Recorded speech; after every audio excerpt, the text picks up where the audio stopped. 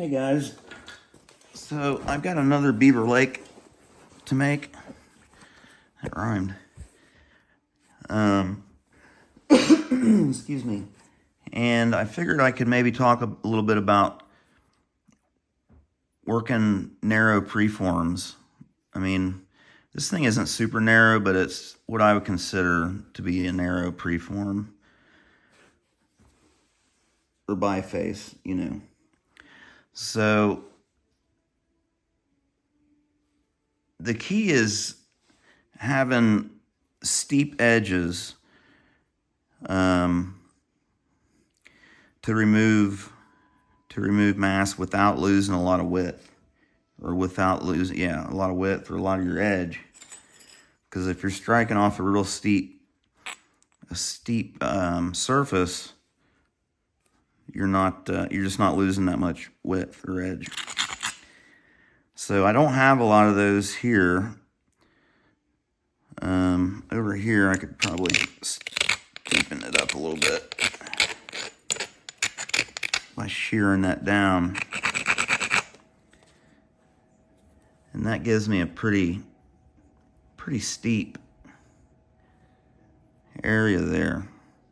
So I should be able to run a flake right here and remove quite a bit of mass. In my case, I'm making a Beaver Lake, so I want to reserve or conserve a lot of convexity, and I want it to have good balance from tip to base this way, and in the width way also.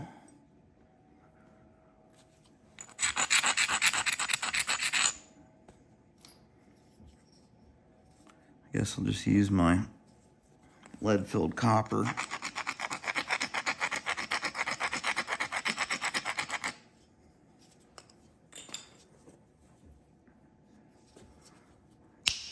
So I just want a short one there. Really, because I can always come back and remove that thickness if I need to more towards the end. I do want to remove some of it, but I don't want to get carried away. I'm not trying to shoot them all the way across or anything.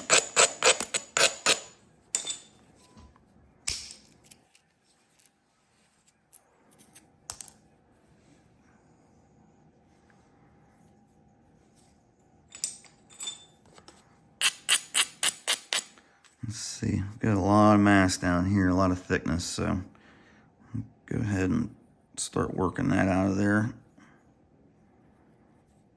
I'm gonna probably end up losing this. This is the tail end of that bullseye. It was going this direction, not that direction.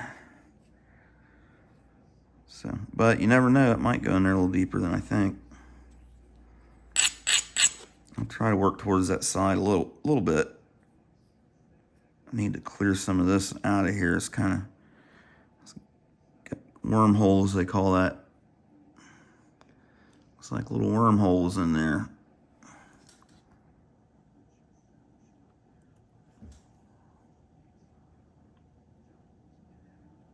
Just little voids. Flint Ridge has that a lot. You can see them up in here. Usually it doesn't affect the flakes too much, unless there's really a whole lot of them.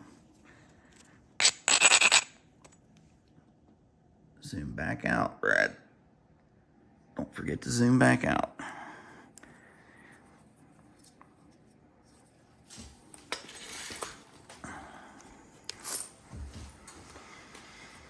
All right. Zoom in a little bit.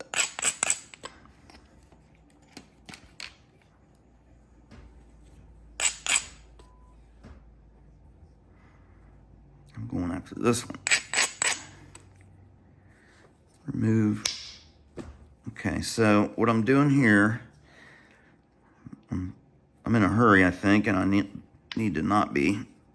So I'm going to take my time. I'm going to make sure I got good support. Squeezing here to here. Almost every strike, I'm squeezing this thing and supporting it end to end, pulling it in a straight line. That's what keeps it from breaking, guys. If you start supporting your pieces like this, you'll stop breaking stuff, I promise. But you got to I had to remind myself almost every time, and I still do. It's becoming more of a habit now after months of doing it, but when I break stuff, it's because I forget to support it end to end, usually.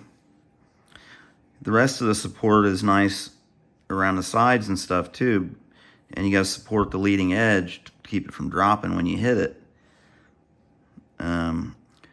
But that end-to-end support's what keeps them from breaking, in my opinion.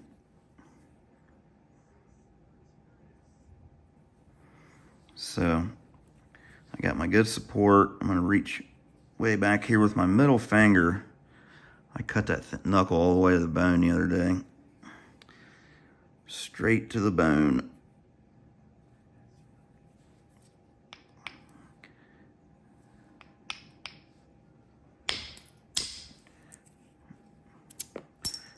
Okay. It got held up right there at the end. Nothing to panic over, just have to get it some other way. I don't like to chip at my step fractures, even towards the final stages. I'd rather leave one in there than crunch it all up and cause more damage. Every once in a while I'll pick at one, but you won't see me do it very often. They wasn't worried about them back in the day. If one ended up on there, I'm sure they didn't try to get them, or tried not to get them.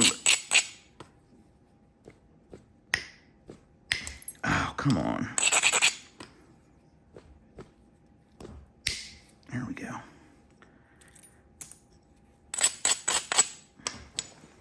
Get warmed up here a little bit.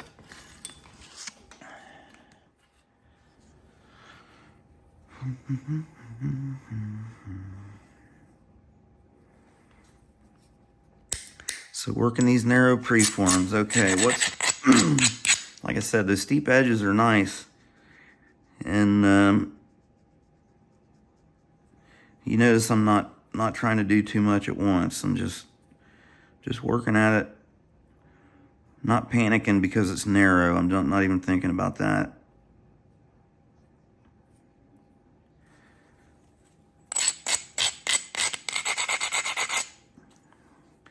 So that's pretty high there, that edge. So drop it down a little more. That kind of isolated this area here a little bit too. Go ahead and get one there. So that one rolled up over, real nice. Real nice. Keeping an eye on that balance. This side's smoothing out pretty nice over here. This one needs a little work. It needs a little bit of work, Noodle. Huh? Talk to me. What's going on out there?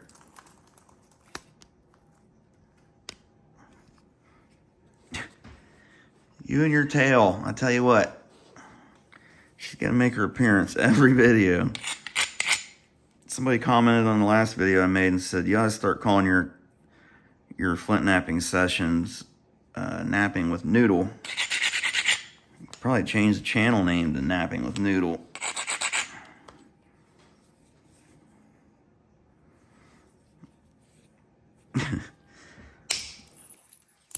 She's something else. Something else. Okay, I'm just going to take some short flakes here. Really try to start bringing everything in, making everything smooth. Get my contours good. I still got a ton of thickness down here on the base.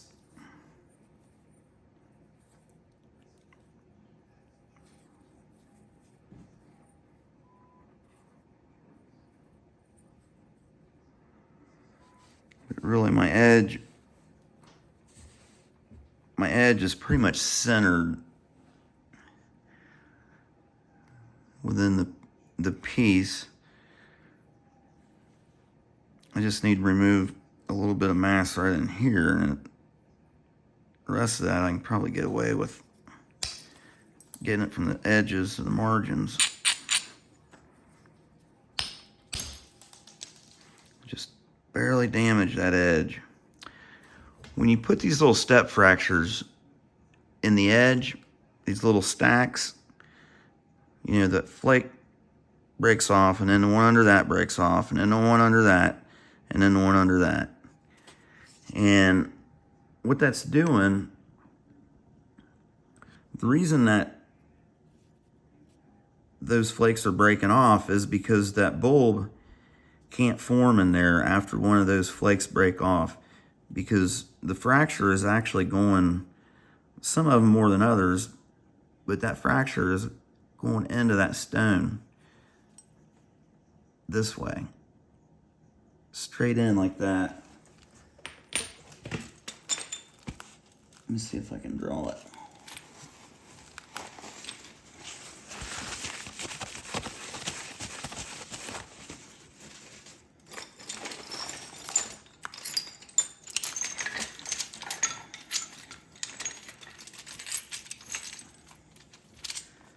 There's my punch I've been looking for. So if you got your workpiece,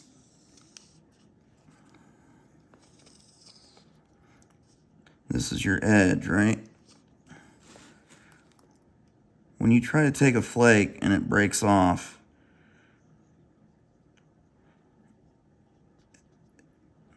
flake right here, it breaks off, causes a little step. Say the first one breaks, and then the second one, and it steps in like that. Well, there's really small cracks that are leading past where those flakes break, going into the stone. Sometimes they go way in, and the reason that stops your flakes from traveling is because the bulb of percussion has to try to go through that fracture. And that's one reason. Another reason is that fracture in the interior of that stone, it kills the vibration. It kills all your energy. It just absorbs all that shock when you hit it, because it's not solid material that the shock can travel through. That goes with any crack in your edge. If you got step fractures and stuff in one area and you try to hit next to it, a lot of times you'll notice that flake's hard to release. It's because those little steps in the edge near that area are absorbing that energy and that shock. But I just think that's important to point out, so you kind of know what's going on there, and why to try to avoid those little step fractures on your edge.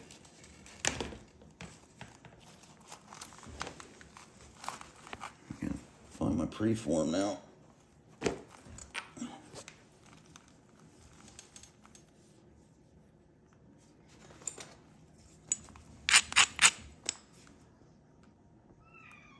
All right. Let me let this cat out, guys.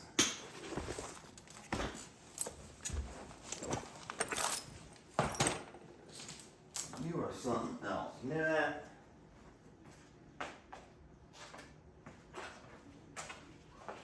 Come on.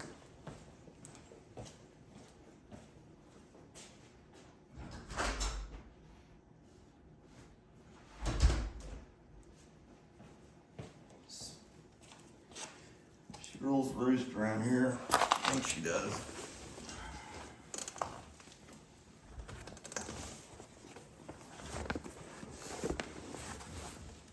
You guys gotta know, I've never been a cat person. Ever. At all. I mean, it wasn't like I hated them and I tortured them and whatever, but I'm never a cat person at all. Till I met Noodle. My little niece named the cat, by the way.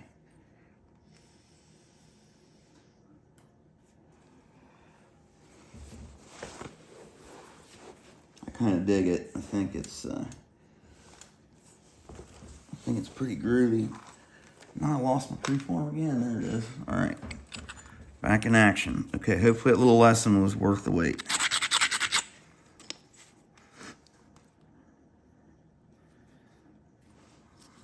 And a lot of times you see, like right here, if you dull your edge quite a bit, those step fractures can kind of disappear, right? Like, if I look really close, I know that there are fractures almost right directly on the center of that edge going in. And you gotta look pretty close to see that stuff. But I guarantee if I hit right there, something bad's gonna happen.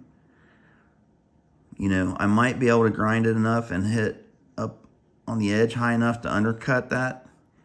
But if I smack that right on the edge, most likely it's not gonna go good. Plus I got this damage right in here too, so. I'm finding that it really pays to take your time and you know, really pay attention to keeping your edges clean and not trying not to get any step fractures, big or small. Although sometimes, you know, they're just unavoidable. You gotta deal with it, but this is some really nice material. I'm going back after some of this in about 10 or 11 days, a couple weeks.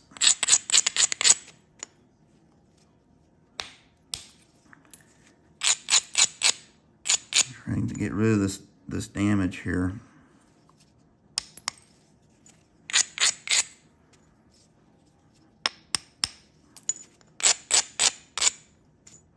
And these aggressive carborundum abraders are pretty renowned for putting those little tiny step fractures in your edge as you're shearing that material off. A lot of times they can put little steps right on your edge. And usually they're minor enough that they don't affect you too much, but they can affect you a lot with like pressure flaking. They can kind of shut you down. So the little short preparation flakes, you know, are just as important as the big ones. And getting good at taking those little tiny flakes cleanly is super important.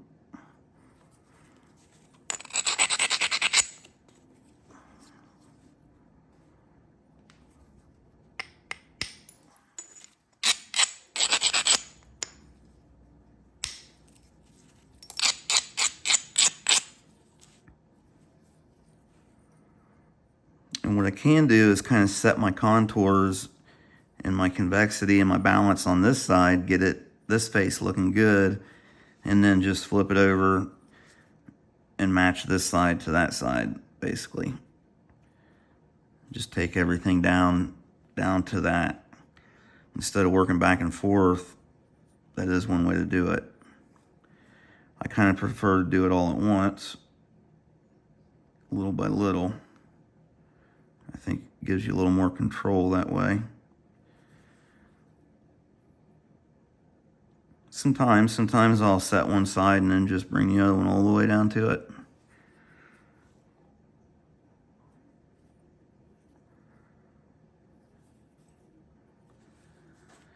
Try to run one in from the base, maybe take care of this stuff. The edge is kind of high to do that. Let's see, let me lose a little bit of length here.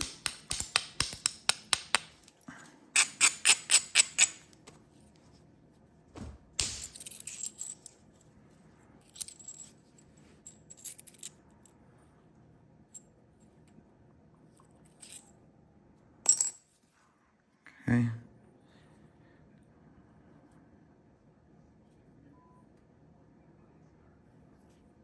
Wormholes are still going. It's still wormy.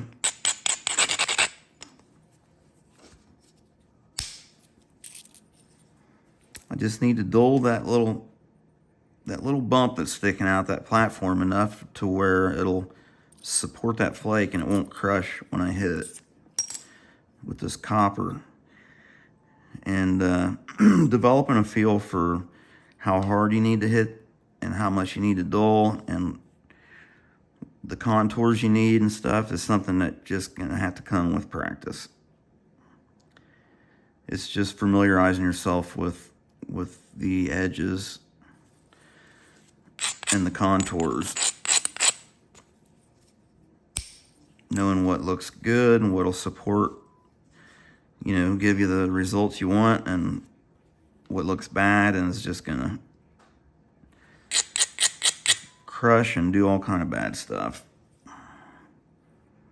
It's as important to know what a bad platform looks like as it is to know what a good one looks like.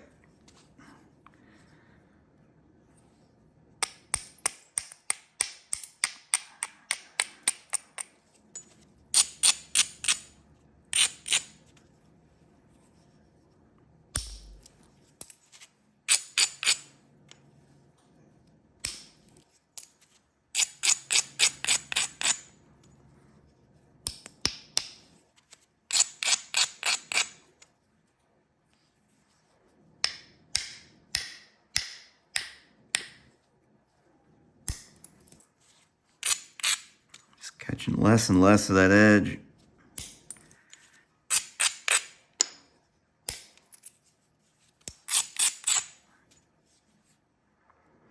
Those little flakes, if you do support, give them a little bit of support up against the edge, it'll really help to keep them from stepping, and it'll help them go just a little bit further.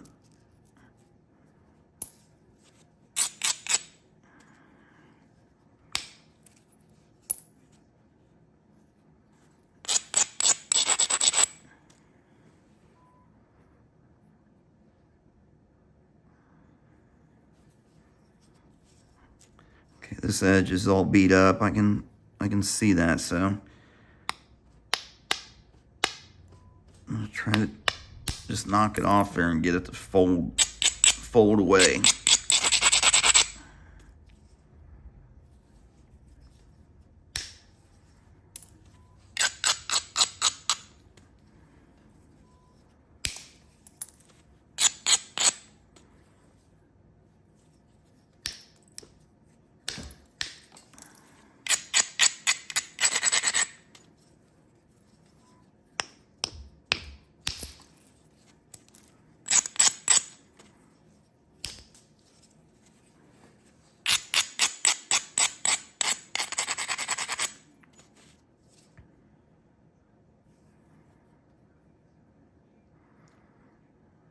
Okay, so this, you know, this side over here is looking pretty groovy. So I need to remove mass, it looks like right in here, all through here. I hate to lose that color, but these wormholes are more so on this side too, so.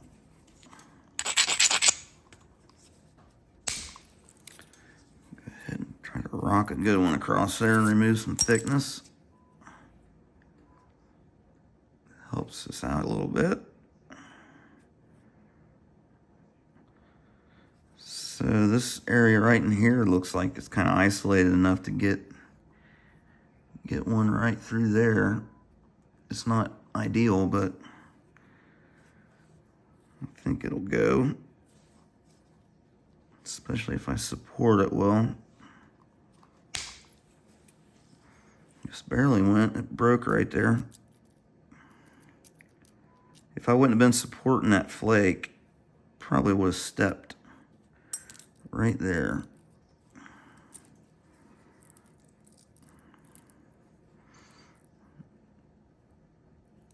Because of the way those contours were. But I was supporting it, so it broke, but it still carried through.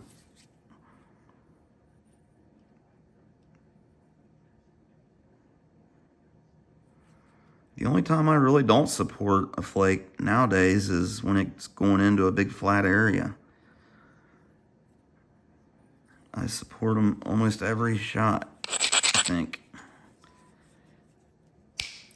Seems to help them go a little further, a little deeper, and you can control the amount of pressure that you put on the surface too, and you can even pull them back and it'll make them travel a little further sometimes.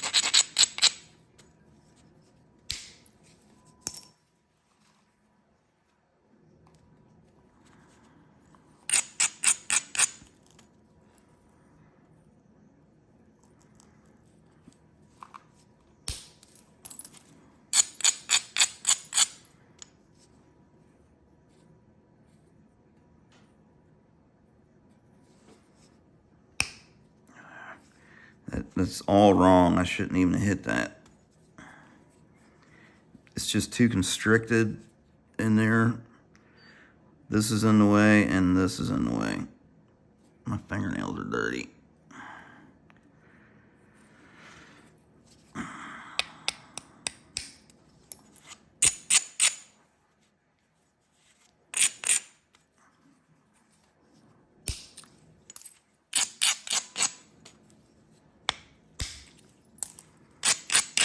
For those of you who don't know, a Beaver Lake is basically just an unfluted Cumberland.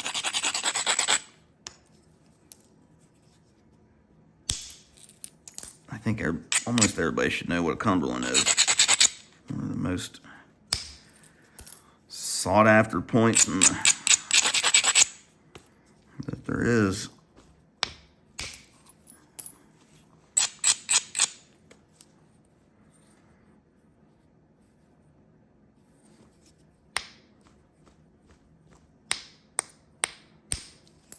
I'm going to try to keep my flake scars going directly straight in.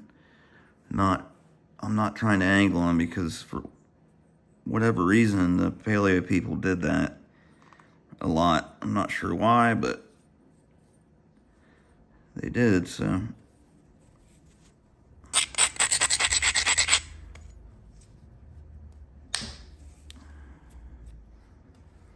So that thing didn't release all the way.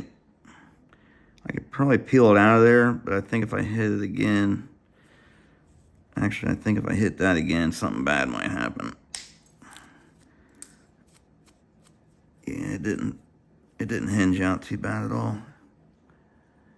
Just a little bit.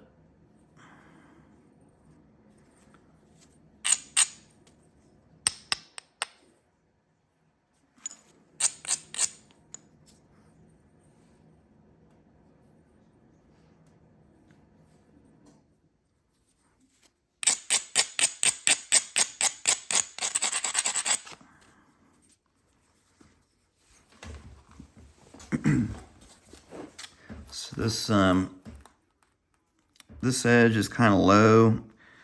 All my mass is kind of hanging down real low, looks like it's got kind of a belly that leads all the way out to the edge. As long as your edge isn't curled up this way on the very edge, you should be good to go to hit that thing. As long as you come in at an angle and clip that edge, it should, it's a low edge, so you want to be kind of straight in on it.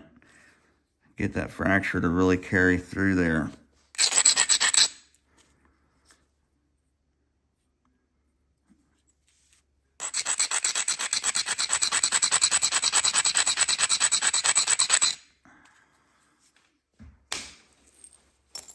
Let's start down here. I hardly ever just jump straight to the middle of a bunch of mass. You'll notice I'll work my way into it almost every time.